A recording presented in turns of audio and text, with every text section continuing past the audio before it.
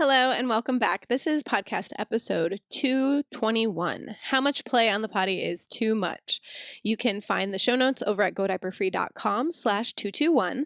Leave a comment, ask us questions, and find the links to everything I'm going to mention here in today's show.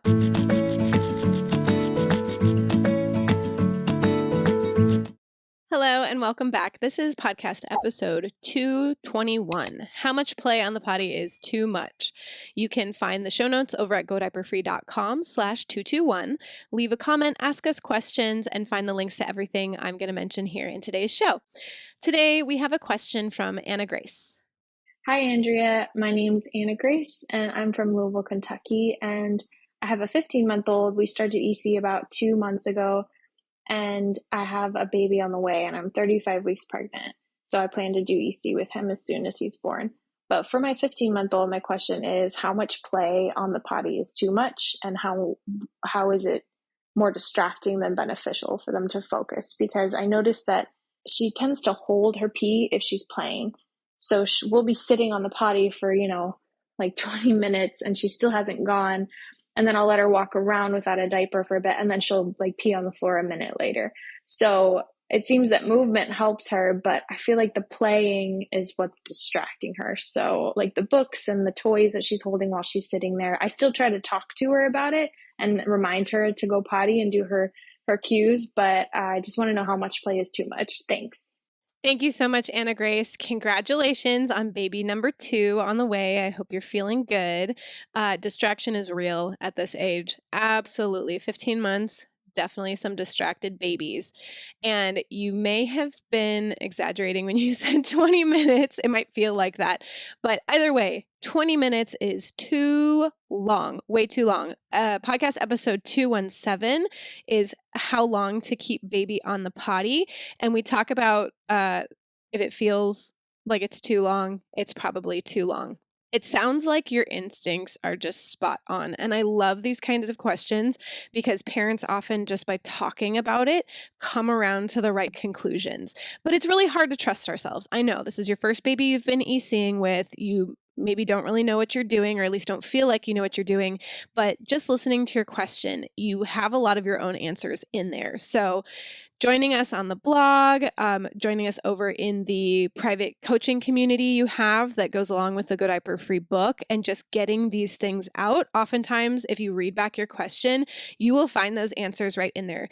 And it's so hard in this day and age to trust our instincts, to trust our intuition, but it's there for a reason. Your intuition is guiding you and telling you, okay, this play is just distracting. She does need to pee, obviously, because she's peeing really shortly after, but the play is standing in the way. So listen to those instincts. Make sure you log her natural timing, because that might be off a little bit as well, especially if she's sitting on the potty for 5, 10, 15 minutes and she's not going. It may just be she didn't quite need to go yet. You want to find both her natural timing and her range. So it's going to be, her average timing might be she has to potty every 40 minutes, but her range might be that sometimes she has to potty within 20 minutes and sometimes she can hold it for an hour and a half. When we were doing the hybrid plan with my second, she was about 17 months. And then after we wrapped up, around about 20 months, she held it at one point for 4 hours. I timed it. I was shocked.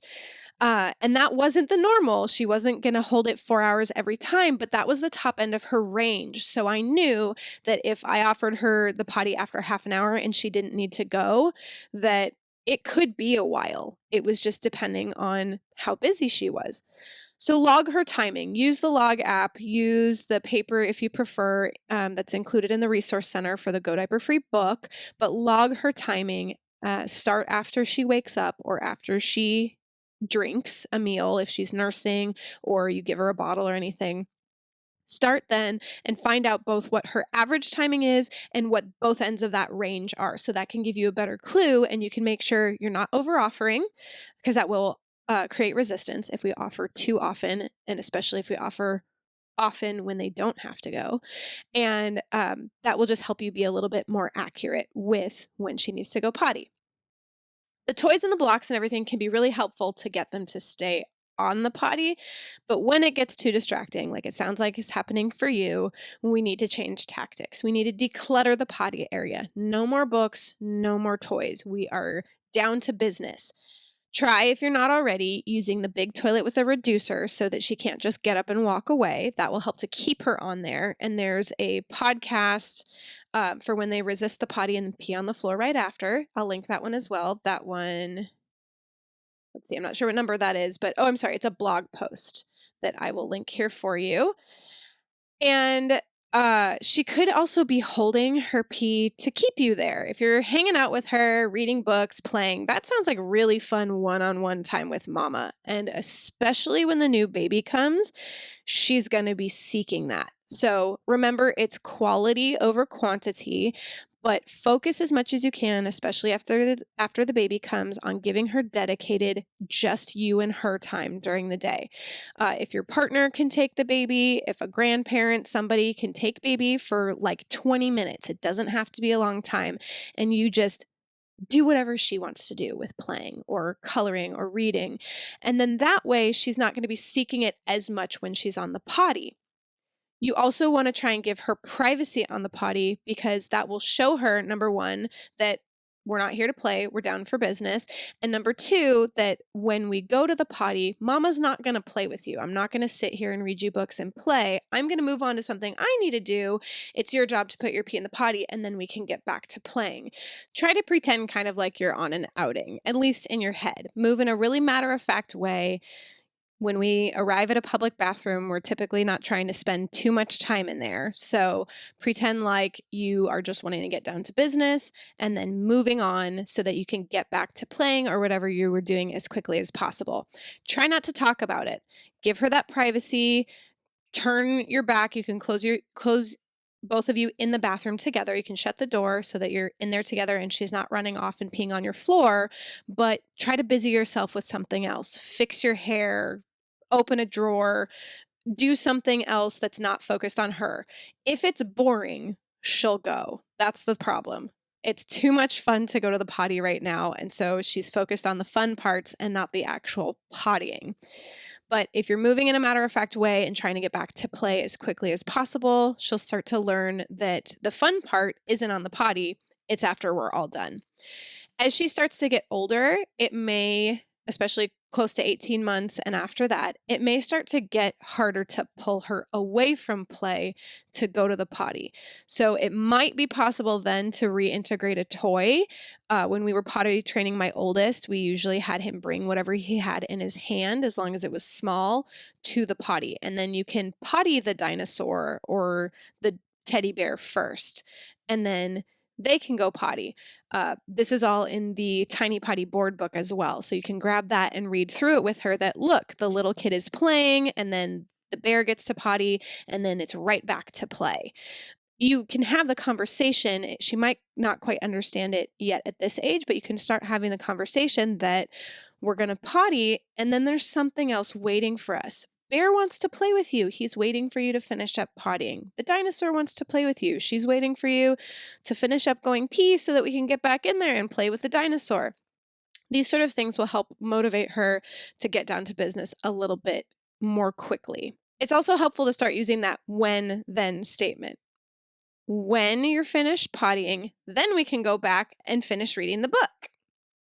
That will start to show them that cause and effect that they're going to need to learn. When we're quick with this, then we get to do something fun. If you use the potty party, as I call it, to help motivate her, if you encourage her to go and use the bathroom when you're going, we have a little mini potty in our bathroom so that if I have two kids that need to go at the same time, or if my children want to come with me for my wake up pee, that can kind of encourage them to go. If you're doing the potty party, it can be done in a similar way. You can say, I'm all done going potty. I can't wait for you to be done so that we can get back to playing together. And again, she's a little young to really start understanding that language, but as she gets older, rather than reverting back to filling the potty area with lots of fun things and making it too fun to just sit there on the potty, you can use these strategies to encourage her to finish up and then move on back to what you were doing. The incentive is the faster we get the pottying done, the quicker we can go back to doing something fun. So that's the suggestions I have for you today. Anna Grace, thanks so much for the question. Let me know on the blog, those of you who are listening, do you let your baby play on the potty? How do you keep the time focused? How do you know when it's too much play or when the play is actually helping them? Head over to godiaperfree.com/221 and please tell us, leave your comments, ask us any questions you have, and we'll see you over there on the blog.